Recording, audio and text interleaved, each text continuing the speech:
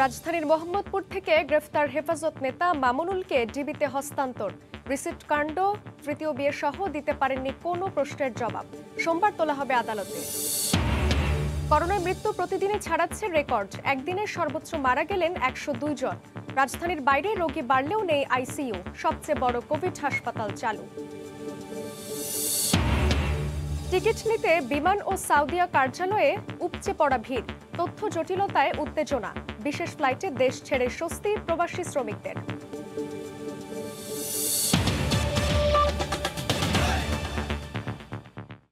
দেখছিলেন শিরোনাম। প্রবাসী সময়ের সঙ্গে আছি আমি জান্নাতুল সাদিয়া। 2020 সালের নাশকতার মামলায় গ্রেফতার দেখানো হয়েছে হেফাজতে ইসলামের যুগ্ম মহাসচিব মামুনুল হককে। রোববার দুপুর 1টার কিছু আগে মোহাম্মদপুরের একটি মাদ্রাসা থেকে গ্রেপ্তার করে আইনশৃঙ্খলা রক্ষা বাহিনী। তেজগাঁও জোনের ডিসি হারুনুর রশিদ পরে সংবাদ সম্মেলনে জানান, রিসোর্ট কাণ্ড, তৃতীয় বিয়ে সহ নানা বিষয়ে কোনো প্রশ্নেরই উত্তর দিতে পারেননি মামুনুল। এদিকে রাতে মামুনুলকে ডিবি কার্যালয়ে হস্তান্তর করা হয়েছে। ভারতের প্রধানমন্ত্রী নরেন্দ্র মোদী বিরোধী উগ্র আন্দোলন, রিসোর্টে নারী কেলেঙ্কারি, 2013 সালে শাপলা চত্বরের নৈরাজ্য কিংবা সাম্প্রতিক সময়ে দেশব্যাপী দফায় দফায় ভাঙচুর আর তাণ্ডব, এসব ঘটনায় হুকুমদাতা হিসেবে ঘুরে ফিরে নাম আসে হেফাজত নেতা মামুনুল হকের। আর এ কারণে মামুনুলকে নজরদারিতে রাখে আইনশৃঙ্খলা রক্ষাকারী বাহিনী। রোববার দুপুর 1:45টায় মোহাম্মদপুরের জামিয়া রহমানিয়া আরাবিয়া মাদ্রাসা থেকে গ্রেফতার করা হয় মামুনুল হককে।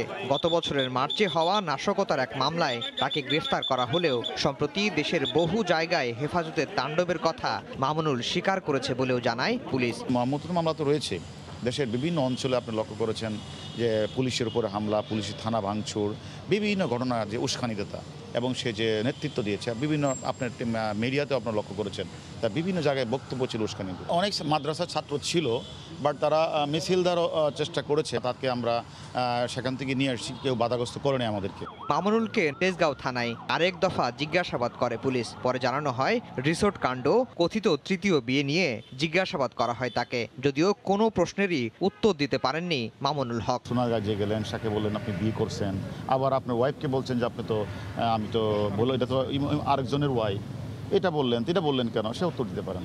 আবার যখন তৃতীয় বিয়ের কথা জিজ্ঞাসা করলাম যে সাজান্ন ব্যক্তিদের যে জিডি করলেন, ওনার বোনকে বুঝে পাচ্ছে না, তো একজনের বোনকে যদি বিয়ে করেন সেটা জানার কথা, সে জানে না কেন। আমি তাকে বিয়ে করছি, বিয়ে করলে আপনার শালা জানবে না কেন, এটা অবৈধ কিছু না, এইটার কোনো উত্তর দিতে পারে না। সোমবার মামুনুলকে আদালতে হাজির করে 7 দিনের রিমান্ড চাইবে পুলিশ। গ্রেফতার দেখানো হবে তার বিরুদ্ধে হওয়া অন্য মামলাগুলোতেও। আফজাল হোসেন, সময় সংবাদ, ঢাকা। দেশে করোনায় মৃত্যু প্রতিদিনই রেকর্ড ছাড়াচ্ছে। সবশেষ একদিনে সর্বোচ্চ 102 জন মারা গেছেন। মৃতের সংখ্যা দাঁড়িয়েছে 10,385 জনে। সংক্রমণের ঊর্ধ্বগতিতে আইসিইউ সংকট তীব্র হচ্ছে। বিভাগীয় শহরগুলোর মেডিকেল কলেজ হাসপাতালে স্বল্প আইসিইউ শয্যায় মুমূর্ষু রোগীদের ঠাঁই দেওয়া হচ্ছে না। গত কয়েকদিনে দেশের সব জেলাতেই আশঙ্কাজনকভাবে করোনা রোগীর সংখ্যা বেড়েছে। আক্রান্তের পাশাপাশি বাড়ছে মুমূর্ষু রোগীর সংখ্যাও। এতে হাসপাতালগুলোতে আইসিইউ সংকট দেখা দিয়েছে। এমন অবস্থায় মুমূর্ষু রোগীদের বিভাগীয় শহরে কিংবা ঢাকায় রেফার করায় বাড়ছে নিথর দেহের সংখ্যা। এ অবস্থায় ভোগান্তির শিকার রোগীর স্বজনরা দ্রুত প্রয়োজনীয় পদক্ষেপ নেওয়ার দাবি জানান। আছে অল্প কিছু আমাদের বোকার থেকে, বুক ঠেরিয়েছে, ডাক্তার সাহেবরা তাই বললো। বললো যে যদি এর থেকে ভালো কোথাও পারেন সেখানে নিয়ে যান, এই আমাদের আশ্বস্ত করলো, অথবা আল্লাহ করেন। আইসিইউ না থাকাতে এই যে করোনা রোগী সহ অন্যান্য রোগীরা তারা অনেক সমস্যার সম্মুখীন হয়। করোনাকালীন সময়ে যে চিকিৎসাটা দরকার, আমাদের এই চিকিৎসাটা পাইতেছে না। এইখানে অক্সিজেনের স্বল্পতা বলতে কি, ওই যে গতকালকে একটা মেশিন লাগাইছিল, ওই মেশিনটায় ট্রাবল ছিল, যার কারণে কালকে রোগীর অবস্থা অনেক খারাপ হয়ে গেছিল। গত এক সপ্তাহে খুলনায় 18 জন, সিলেটে 13 জন, রাজশাহীতে 18 জন করোনা আক্রান্ত রোগী মারা গেছেন। আইসিইউর প্রয়োজনীয়তা বাড়ছে জানিয়ে তাৎক্ষণিক ব্যবস্থা নেওয়ার কথা জানান সংশ্লিষ্টরা। এর মতো সবাই যদি সচেতন না হয় আসলে ট্যাকেল দেওয়া খুবই সমস্যা হবে। তো আমাদের সামর্থ্য অনুযায়ী যতটুকু আছে আমরা ম্যাক্সিমাম লেভেল চেষ্টা করে যাচ্ছি যাতে করোনা রোগীর কোনো সমস্যা না হয়, বাঁচিয়ে রাখতে পারে যাতে। দেশের 8 বিভাগীয় শহরের মেডিকেল কলেজ ও সরকারি হাসপাতালগুলোতে প্রতিদিন করোনা আক্রান্ত হয়ে মুমূর্ষু রোগীর সংখ্যা বাড়লেও এসব হাসপাতালে আইসিইউ শয্যা আছে গড়ে 10টি। সাদিয়া আফরিন, সময় সংবাদ। চালু হলো দেশের সবচেয়ে বড় কোভিড হাসপাতাল। মহাখালী ডিএনসিসি কোভিড-19 হাসপাতালে মোট শয্যা 1000। এর মধ্যে 2 শতাধিক আইসিইউ ও সমমানের শয্যা। তবে এত বড় হাসপাতাল চালু রাখতে জনবল ঘাটতি মেটাবার তাগিদ দিলেন হাসপাতাল পরিচালক। ডিএনসিসির মহাখালী কাঁচা বাজার এখন দেশের সর্ববৃহৎ করোনা হাসপাতাল। করোনা মহামারীর দ্বিতীয় ধাক্কা সামলাতে রোববার হয় আনুষ্ঠানিক উদ্বোধন। মোট 1000 বেডের মধ্যে 50 বেডের আইসিইউ, 50 এমার্জেন্সি ও 150টি সাধারণ শয্যা নিয়ে শুরু হচ্ছে প্রাথমিক যাত্রা। 130 জন চিকিৎসক, 300 নার্স নিয়ে যাত্রা শুরু হচ্ছে এই হাসপাতালের। চলতি মাসের মধ্যেই পূর্ণাঙ্গ 1000 বেড চালুর পরিকল্পনা। ডেডিকেটেড যদি ওটি করতে পারি, বিশেষ করে আমাদের গর্ভবতী মাদের জন্য যারা করোনা যারা আক্রান্ত, তাদেরকে এখান থেকে কিন্তু সেই ধরনের কিন্তু চিকিৎসা দেওয়া যাবে। মহামারী মোকাবেলার এই হাসপাতাল হবে মাইল ফলক। পরিচালনার দায়িত্বে আছে আর্ম ফোর্সেস ডিভিশন। অন্যান্য বেডগুলোতেও আমাদের সেন্ট্রাল লাইন আছে, সেখানেও আমরা অক্সিজেন হাই ফ্লো নেজাল ক্যানুলাও ব্যবহার করতে পারবো। অন্যান্য বেডে অক্সিজেন কনসেন্ট্রেটর আমরা দিয়ে দিচ্ছি, অর্থাৎ 500 বেডেই আইসিইউ সমতুল্য কোভিড রোগীর জন্য। হাসপাতাল পরিচালনায় আরো দক্ষ জনবল চাইলেন এর পরিচালক। 212 বেডের যে আমাদের আইসিইউটা যে ডেভেলপ করছে সেটা কিন্তু একেবারেই শেষ। এখন অ্যাকচুয়ালি ভার্চুয়ালি আমার যেটি দরকার সেটি হচ্ছে কিছু ইকুইপমেন্ট লাগবে আর আমার ম্যানপাওয়ারটার সঙ্গে সংযুক্ত হতে হবে। সোমবার সকাল 8টা থেকে শুরু হবে ডিএনসিসি ডেডিকেটেড কোভিড-19 হাসপাতালের রোগী ভর্তি কার্যক্রম। রাশেদ দিমন, সময় সংবাদ, ঢাকা। সর্বাত্মক লকডাউনের 5ম দিনে যেন অনেকটা আগের চেহারায় রাজধানীর সড়ক। ব্যাপক হারে চলছে ব্যক্তিগত গাড়ি, সিএনজি, অটোরিকশা চললেও চোখে পড়েনি কোনো গণপরিবহন। সারি সারি গাড়ির দীর্ঘ লাইন, সামনে যানজট থাকায় গাড়ি এগোচ্ছে খুবই ধীর গতিতে। রোববার রাজধানীর উত্তরা বনানী সড়কের চিত্র এটি। সড়কে হাজার হাজার গাড়ির উপস্থিতি দেখে কে বলবে জনসাধারণকে ঘরে রাখতে দেশে সর্বাত্মক লকডাউন চলছে। একই অবস্থা দেখা গেছে নগরীর বড় মোড়গুলোতেও। গাড়ির চাপ সামলাতে লকডাউনের মধ্যেই সিগন্যালগুলোতে দেখা গেছে ট্রাফিক পুলিশের তৎপরতা। গাড়ির প্রেসার বেড়ে গেছে, সিগন্যাল দেওয়া লাগতেছে। জনসাধারণের অযাচিত ঘোরাফেরা বন্ধ করতে নগরীর বিভিন্ন মোড়ে মোড়ে তৎপর ছিল আইনশৃঙ্খলা বাহিনীর সদস্যরা। আমাদের এটা কুরিয়ার সার্ভিসের গাড়ি, এটা ব্যাংকের ডকুমেন্টস আছে, এলসির কাগজ। উনি আমাকে বলতেছে যে ঘুরে যাও, কোনো কথাই শোনে না। জরুরি কাজ দেখে বাসা থেকে বের হলাম রিস্ক নিয়ে। আমরা গরিব মানুষ, অনপরাধ জানলে তো রাস্তা বাইরে দিব। কেউ কেউ আবার বের হয়েছেন কাজ ছাড়াও। এত বেশি লোডিং থাকে অনলাইনে যা আসলে 5টার সময় মতো নেওয়া যায় না। আইন শৃঙ্খলা বাহিনীর সদস্যরা বলছেন প্রায় 30% মানুষ বের হয়েছেন কাজ ছাড়া, বাকিরা মুভমেন্ট পাস বা জরুরি কাজের জন্য রাস্তায় বের হয়েছেন। বেশি মুভমেন্ট পাস পাওয়া যাচ্ছে। 30% লোক আছে অযথা আসছে, এটা বোঝা যায়। চলমান সর্বাত্মক লকডাউন চলবে আরও 3 দিন। সাধারণত মানুষের মঙ্গলের জন্য একটি দেশের বিরাট আর্থিক ক্ষতি জানা সত্ত্বেও শুধুমাত্র সংক্রমণ রোধে মানুষ যাতে ঘরে থাকে সে কারণে লকডাউন দেওয়া হয়। কিন্তু সেই লকডাউনের চিত্র যদি এমন হয় তাহলে সংশ্লিষ্টরা বলছেন এর মাধ্যমে শুধু দেশের বিরাট আর্থিক ক্ষতি হবে, সংক্রমণ রোধে তা কোনো কার্যকর ভূমিকা রাখতে পারবে না। মাহমুদ রাকিব, সময় সংবাদ, ঢাকা। নানা জটিলতা কাটিয়ে প্রবাসীদের বিশেষ ফ্লাইটের টিকিট বিক্রি শুরু হয়েছে। টিকিট কিনতে দূর দূরান্ত থেকে মতিঝিলে বাংলাদেশ বিমান ও কারওয়ান বাজারে সাউদিয়া এয়ারলাইন্সের কার্যালয়ে ভিড় করেন প্রবাসীরা। এদিকে অনিশ্চয়তা কাটিয়ে কর্মস্থলে ফেরার সুযোগ মিলছে। তবে সিঙ্গাপুরে কোনো ফ্লাইট চালু না হওয়ায় বিপাকে পড়েছেন কর্মীরা। একদিকে টিকিটের জন্য হাহাকার, অন্যদিকে ফ্লাইট নিয়ে অনিশ্চয়তা। এই দুয়ে মিলে ভোগান্তি আর দুশ্চিন্তার শেষ নেই। ভিসা আর আকামার মেয়াদ শেষ হওয়ার আগেই ফিরতে হবে কর্মস্থলে। তাই রোববার সকাল থেকেই মতিঝিল বিমান আর কারওয়ান বাজারে সাউদিয়া এয়ারলাইন্সের সামনে প্রবাসীদের ভিড়। যাত্রীদের টিকিটও দেওয়া হচ্ছিল ঠিকঠাক, কিন্তু তথ্যগত ভুলের কারণে এক পর্যায়ে মতিঝিলের বলাকায় বিমান কার্যালয়ের প্রধান ফটক ভেঙে ফেলেন প্রবাসীরা। কিছু লোক আসলে সকালে আসছে, রিসিট পানো, এরা মনে গেটের ঠেলা ঢুকে গেছে গাড়ির ভিতরে। এদিকে সাউদিয়া এয়ারলাইন্সের টোকেনধারী যাত্রীরা দীর্ঘ প্রতীক্ষার পর হাতে টিকিট পেয়ে স্বস্তি প্রকাশ করেন। ফ্লাইট আজকে রাত 2:15-তে, এখন আলহামদুলিল্লাহ পাইছি, আমরা খুশি।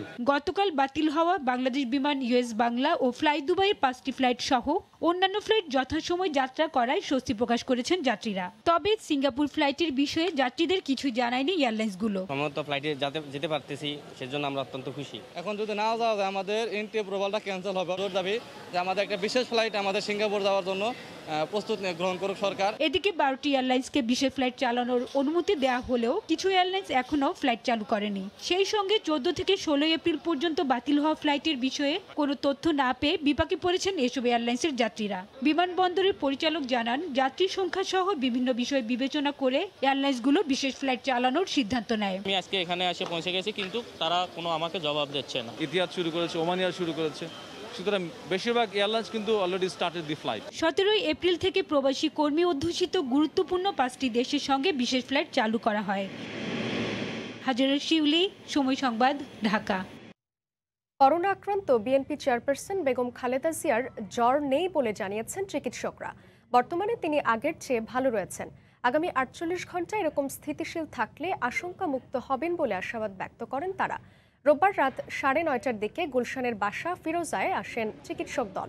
ছিলেন doctor FM Siddiqui, doctor Al Mamun, doctor Shakur খান, ডাক্তার ZM জাহিদ ও মেডিকেল অ্যাসিস্ট্যান্ট সবুজ ছিলেন।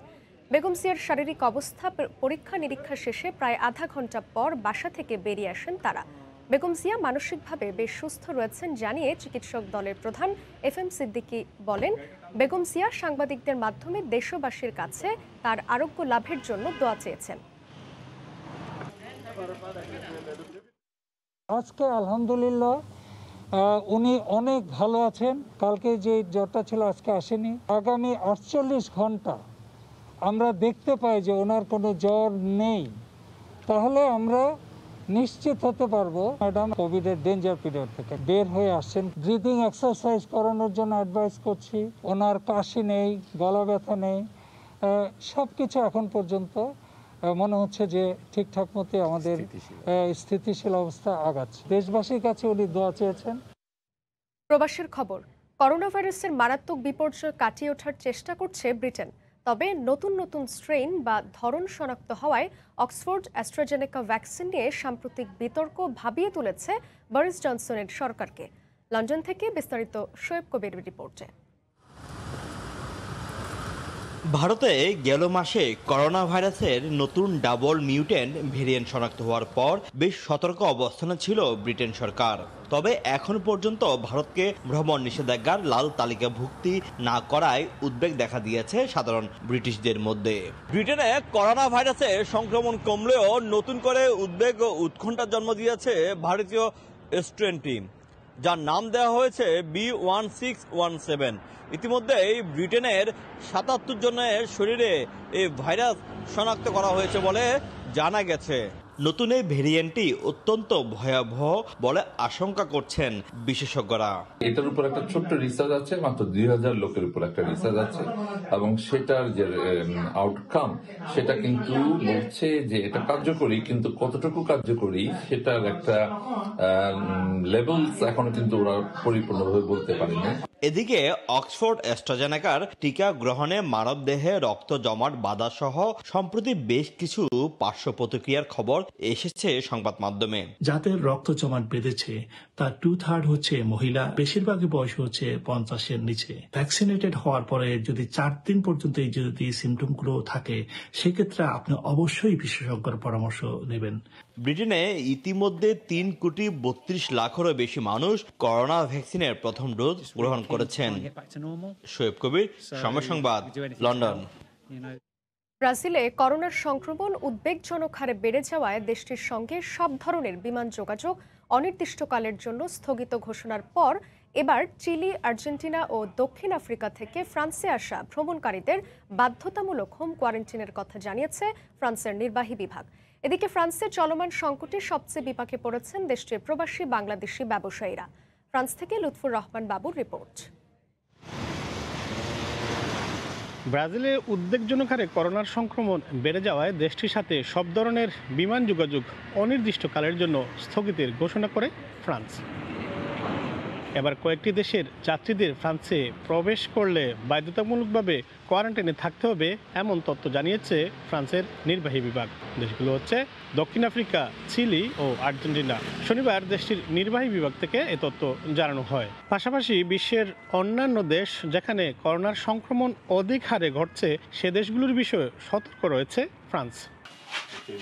অন্যদিকে ফ্রান্সে এখনও করোনা সংক্রমণের ঊর্ধ্বগতির চিত্র লক্ষ্য করা গেছে। গেল একদিনে দেশটিতে আক্রান্ত হয়েছেন 36,000-এরও বেশি মানুষ। এখন পর্যন্ত ফ্রান্সে করোনায় মারা গিয়েছেন লাখেরও বেশি মানুষ আর আক্রান্ত হয়েছেন 52 লাখের বেশি মানুষ। করোনার সংক্রমণ রুখতে ফ্রান্সে সরকারের নানা পদক্ষেপ আর বিধিনিষেধ অব্যাহত রয়েছে। দেশটিতে ভ্যাকসিন কার্যক্রমের গতিও বাড়ানো হয়েছে। এখন পর্যন্ত ফ্রান্সে প্রথম ডোজের করোনার ভ্যাকসিন নিয়েছেন 1.25 কোটিরও বেশি মানুষ আর দ্বিতীয় ডোজের করোনার ভ্যাকসিন নিয়েছেন 42 লাখের বেশি মানুষ। করোনার তৃতীয় দফার এই সংকটেও বিপাকে পড়েছেন দেশটিতে বসবাসকারী প্রবাসী বাংলাদেশি ব্যবসায়ীরা। সরকারের অনুযায়ী এখন লকডাউন চলছে, তো সেজন্য আমাদের দোকান বন্ধ রেখে অনলাইন সেল করছি। এভাবে আমাদের ব্যবসা ভালোভাবে চলছে না, তো আমরা খুবই প্রবলেমের মধ্যে আছি। সরকারের তরফ থেকে জানানো হয়েছে আগামী মাসের মাঝামাঝি বার, রেস্টুরেন্ট সহ অন্যান্য ব্যবসা প্রতিষ্ঠান খুলে দেয়া হতে পারে, আর তাতে করে হয়তোবা আবারও জীবনযাত্রা স্বাভাবিক হবে। সেই অপেক্ষায় এখন সবাই। মোহাম্মদ উসমান বাবু, সময় সংবাদ, প্যারিস। 4 ধাপে লকডাউন শিথিলের চূড়ান্ত ধাপে প্রবেশ করেছে পর্তুগাল। দেশটিতে সোমবার থেকে খুলছে শপিং মল, নাগরিক সেবা কেন্দ্র সহ অধিকাংশ ব্যবসা প্রতিষ্ঠান। এতে সন্তোষ প্রকাশ করেছেন প্রবাসী বাংলাদেশি ব্যবসায়ীরা। এছাড়া বিশ্ববিদ্যালয়গুলোতেও শুরু হতে যাচ্ছে শ্রেণীকক্ষে পাঠদান কর্মসূচি। লিসবন থেকে বিস্তারিত তারিকুল হাসান আশিকের রিপোর্টে। সোমবার থেকে স্বাভাবিক জীবনের অনেকটাই দ্বারপ্রান্তে পর্তুগাল। শপিং মল সহ অনেক বড় বড় প্রতিষ্ঠানই খুলছে সোমবার। দীর্ঘদিন পর ব্যবসা খোলার আশা পেয়ে অনেকটাই স্বস্তি ফিরেছে প্রবাসী বাংলাদেশি ব্যবসায়ীদের মাঝে। তবে 4টি মিউনিসিপালে এখনও আক্রান্ত এবং মৃতের সংখ্যা বাড়তির দিকে থাকায় লকডাউন শিথিল হচ্ছে না সেই কয়েকটি সিটিতে। তৃতীয় ধাপে যেই লকডাউনের মাত্রাটা তুলে নিচ্ছে সরকার, বাংলাদেশি কমিউনিটির অধিকাংশ ব্যবসা প্রতিষ্ঠান টুরিস্ট বান্ধব হওয়ার কারণে আমরা আশা করছি টুরিস্টরা আসলে হয়তো আমরা গত 1 বছরের অধিক সময় যে ক্ষতির সম্মুখীন হয়েছি এটা থেকে হয়তো বা কিছুটা হলেও আমরা বের হয়ে আসতে পারবো আগামী দিনগুলোতে। ইংল্যান্ড থেকে চালু হচ্ছে পর্তুগালের সরাসরি ফ্লাইট। তবে আক্রান্তের সংখ্যা বিবেচনায় স্পেনের সাথে সীমান্ত বন্ধ থাকবে আগামী 30 এপ্রিল পর্যন্ত। 4টি ধাপে লকডাউন শিথিলের সবশেষ ধাপ এটিই বলে মনে করছেন পর্তুগালের রাষ্ট্রপতি মার্সেলো রেবেলো ডে সোজা। সবশেষ তিনি জরুরি অবস্থা বাড়ানোর প্রস্তাব করেন এবং পরবর্তীতে পার্লামেন্ট সেটির অনুমোদন দিলে প্রধানমন্ত্রী এই লকডাউনে বিধিনিষেধ কতটা শিথিল হচ্ছে এ বিষয়ে পূর্ণ বর্ণনা দেন। এছাড়া অধিক ঝুঁকিপূর্ণ দেশ থেকে পর্তুগাল ফিরলে 14 দিনের বাধ্যতামূলক কোয়ারেন্টাইন সহ এখনও বহাল থাকবে বেশ কিছু বিধিনিষেধ। এছাড়া পর্তুগালে আসা প্রত্যেক নাগরিককেই বহন করতে হবে করোনা নেগেটিভ সার্টিফিকেট। এছাড়া ভ্যাকসিন কার্যক্রমও খুব দ্রুত গতিতে এগিয়ে চলছে পর্তুগালে। মেয়ের মধ্যেই জ্যেষ্ঠ নাগরিকদের ভ্যাকসিন দেওয়া শেষ করে সর্বসাধারণকে ভ্যাকসিনের আওতায় আনতে কাজ করছে পর্তুগাল। অ্যাস্ট্রাজেনেকা এবং জনসন অ্যান্ড জনসনের এই ভ্যাকসিনটির কিছু পার্শ্ব প্রতিক্রিয়া দেখা যাওয়ায় এই দুটি ভ্যাকসিনের আমদানির উপরই নিষেধাজ্ঞা জারি হওয়ায় সামনে ফাইজার অ্যান্ড বায়োএনটেকের প্রতি ভরসা দেখছে পর্তুগাল। এই ডিসেম্বরে চুক্তি শেষ হলে নতুন করে অ্যাস্ট্রাজেনেকা আর জনসনের ভ্যাকসিন আমদানি করছে না ইউরোপের কোনো দেশই। এছাড়া সোমবার থেকে রেস্তোরাঁগুলোর বহিরাঙ্গনে ছাড়াও ভিতরে বসেও খেতে পারবেন ক্রেতারা, তবে মেনে চলতে হবে স্বাস্থ্যবিধি। এছাড়া মাস্ক পরার বিধানটি মানতে হবে করোনা শেষ হওয়া পর্যন্ত। তারিকুল হাসান আশিক, সময় সংবাদ, লিসবন, পর্তুগাল। আগামী 26 এপ্রিল থেকে শর্ত সাপেক্ষে ইতালির রেস্তোরাঁ ও বার সহ সব ধরনের ব্যবসা প্রতিষ্ঠান খুলে দেওয়ার সিদ্ধান্ত নিয়েছে দেশটির সরকার। একই সঙ্গে ওই দিন থেকে ইতালির প্রায় সব অঞ্চল হলুদ জোনে ফিরে যাবে বলেও জানানো হয়। রোম থেকে জুমানা মাহমুদের রিপোর্ট।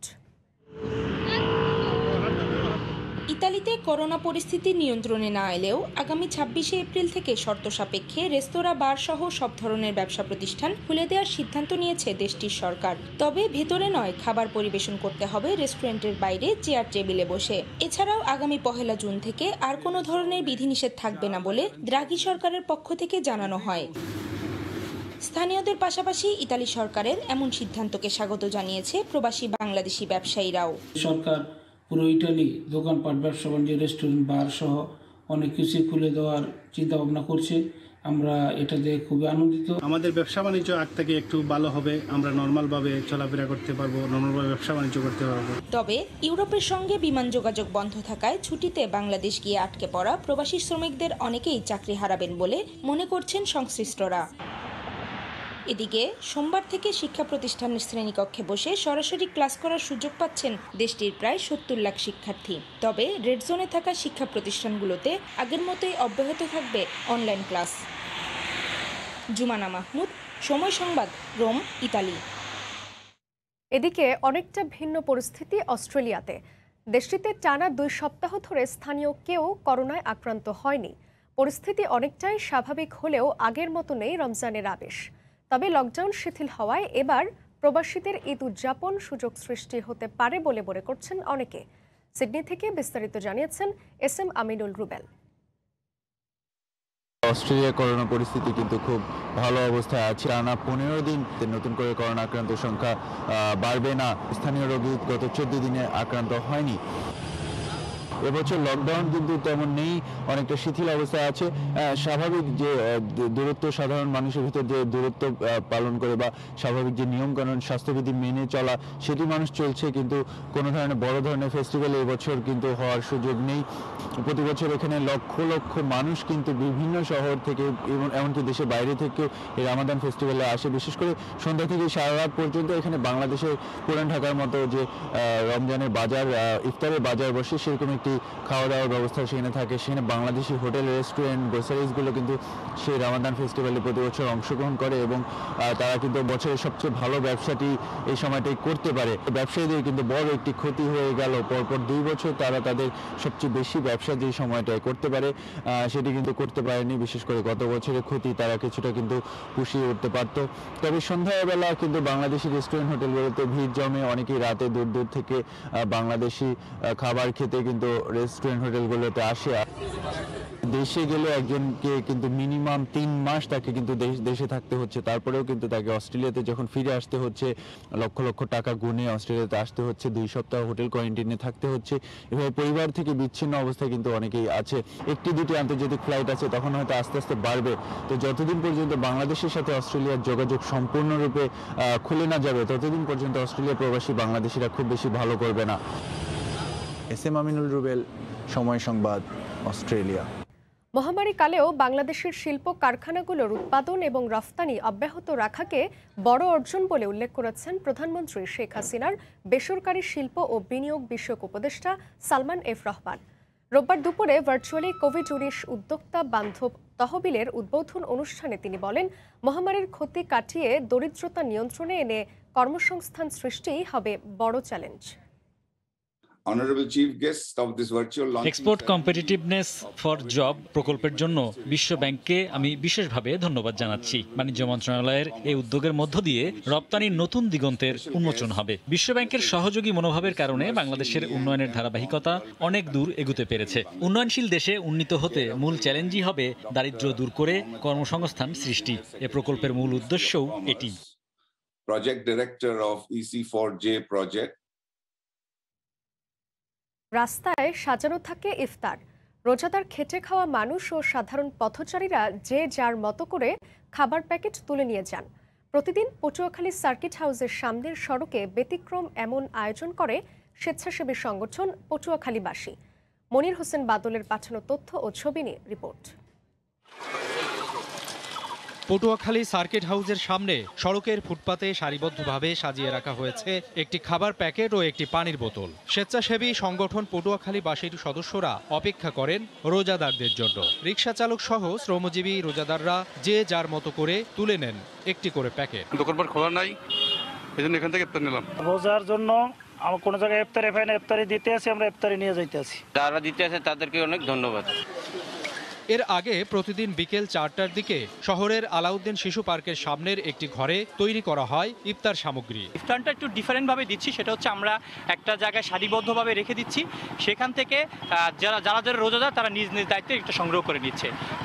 এইভাবে আমরা এই ইফতারের আয়োজন, এবং এটা আমাদের পুরো রমজান মাসটি এইভাবে চলবে।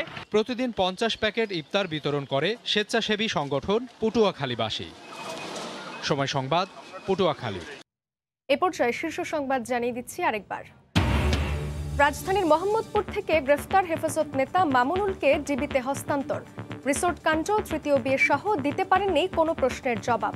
সোমবার তোলা হবে আদালতে। করোনায় মৃত্যু প্রতিদিনই ছাড়াচ্ছে রেকর্ড। একদিনে সর্বোচ্চ মারা গেলেন 102 জন। রাজধানীর বাইরে রোগী বাড়লেও নেই আইসিইউ। সবচেয়ে বড় কোভিড হাসপাতাল চালু। এই ছিল প্রবাসী সময়ের সঙ্গে থাকুন সময়ের।